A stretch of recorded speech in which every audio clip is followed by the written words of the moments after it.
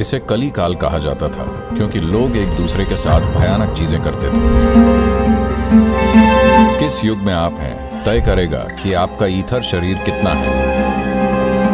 लोग अभी भी यही कह रहे हैं कि ये कलयुग है, कलयुग है, क्योंकि कृष्ण ने कहा था कि ये कलयुग है। लेकिन हम अगला कदम कैसे लेते हैं या अगली पीढ़ियां कैसे जीती हैं, इसे हम ही तय करते हैं।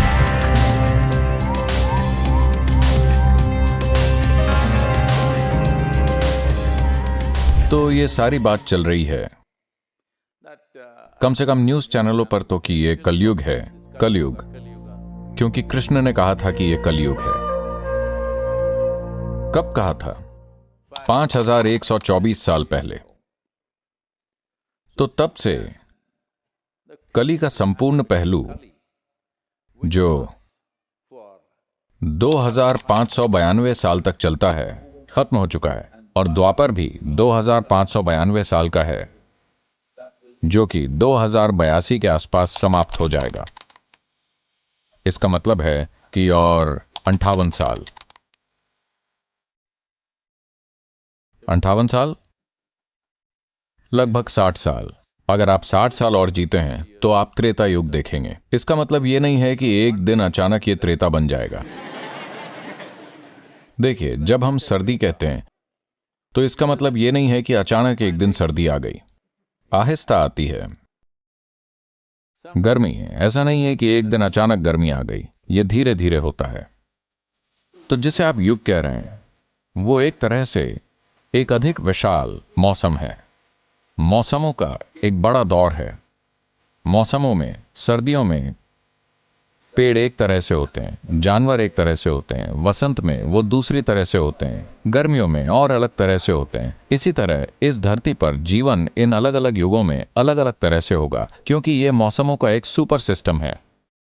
तो कली वो समय है दीर्घ वृत्तीय चक्र के सबसे दूर के छोर पर होते हैं।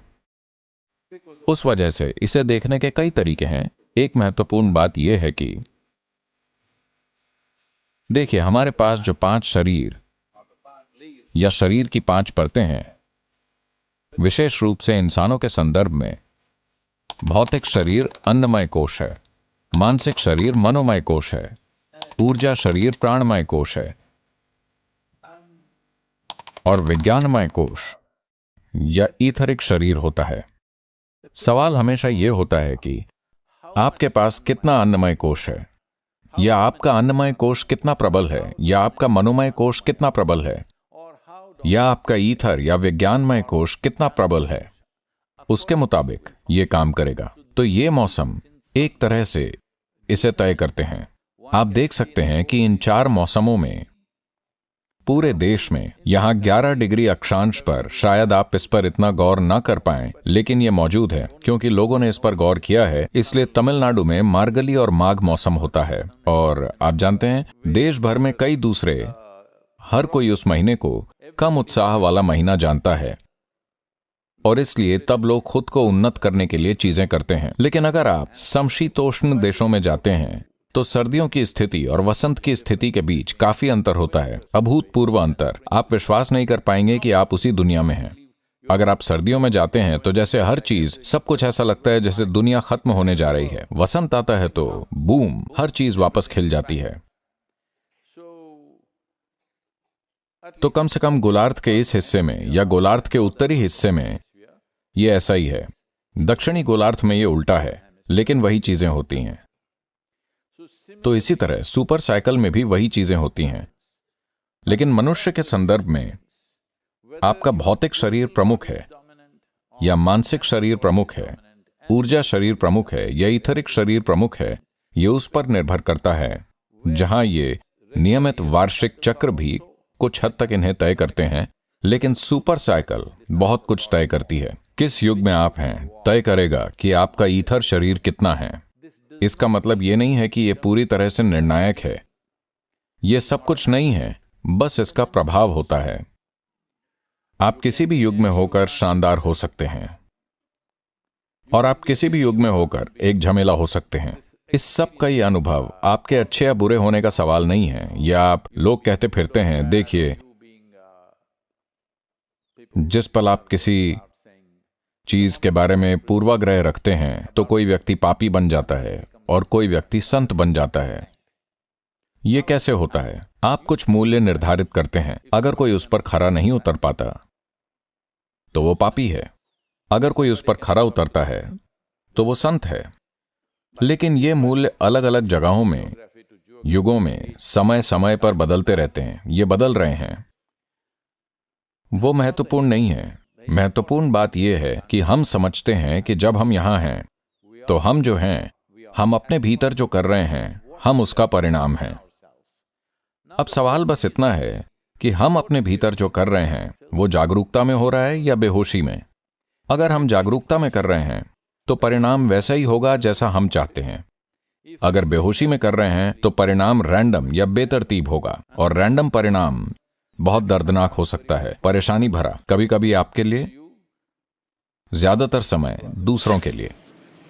हेलो, अगर आप पागलों की तरह बर्ताव करने लगें तो आप बेशक परेशान होंगे, लेकिन आपको ज्यादा ध्यान मिल सकता है। लेकिन दूसरों को बहुत तकलीफ होती है, आपके आसपास के लोगों को। तो ये पहलू सब कुछ तय नहीं करते, लेकिन ये एक आम प्रभाव है। तो कलियुग के दौरान, जो 2000 से अधिक साल पहले खत्म हो चुका है, इसे कली काल कहा जाता था, क्योंकि लोग एक दूसरे के साथ भयानक चीजें करते थे। उसमें न केवल भयानक चीजें की गईं, उन्होंने इसे बड़े पैमाने पर किया। इसका मतलब यह नहीं है कि हमने द्वापर युग में भयानक चीजें नहीं की, हमने भी की, लेकिन फिर भी वो सामान्य नहीं है। कम से कम हम जानते हैं कि वो गलत है। यही बड़ा अंतर है। अगर आप कुछ भयानक कर रहे हैं तो कम से कम आप जानते हैं कि यह नहीं करना चाहिए। अगर आपको लगता है कि यह सही चीज है, तब यह अलग मामला है, क्योंकि फिर सुधार की कोई गुंजाइश ही नहीं है। वो दुनिया का तरीका बन जाएगा, जो जैसा कि अतीत में था। कई कई चीजें जो हमें मनुष्य के कर सकने के लिए असंभव लगती थीं, आमतौर पर अतीत में की गईं, और उन्हें सही काम के रूप में स्वीकार किया गया। तो हमें इसका इंतजार नहीं करना है। देखिए, इसने इंतजार नहीं किया, अभी गर्मी नहीं आई है, लेकिन यह हमें पहले से ही पसीना दे रही है।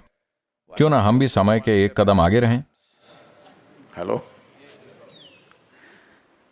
तो इसलिए यह बहुत महत्वपूर्ण है। पिछली पीढ़ियों ने किसी चीज के लिए नींव रखी है या नहीं, वो तय करता है कि अगली पीढ़ी कितना निर्माण करेगी, है ना? यह घर के लिए लागू होता है, यह राष्ट्र के लिए लागू होता है, यह आपकी चेतना के लिए लागू होता है। लोगों ने कितनी नींव बनाई है, वो तय करेगा कि आने वाली पीढ़ियां कितना करेंगी। तो समय के लिहाज से हम यहां पर हैं। हो सकता है कि हम उस शानदार महल को न देख पाएं जो इसके ऊपर बनाया जाएगा, लेकिन कम से कम आपने नींव तो बनाई, और शायद आपने एक काल्पनिक कमरा भी बनाया और उसका आनंद भी लिया, छोटा सा महल, जिसकी हम कई तरह से शुरुआत कर रहे हैं। बहुत सारे लोग प्रचार करते रहते हैं, जीवन दिन ब दिन बदतर होता जा रहा है, दिन ब दिन बदतर होता जा रहा है। लेकिन कृपया इस चीज पर गौर करें, 500 साल पहले लोग यहां कैसे रहते थे, आज हम कैसे रह रहे हैं। क्या हर चीज बेहतर नहीं है?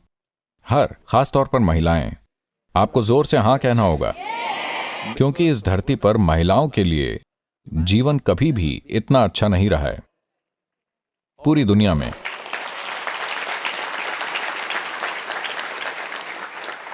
तो हम अगला कदम कैसे उठाते हैं, वो हमारे हाथ में है।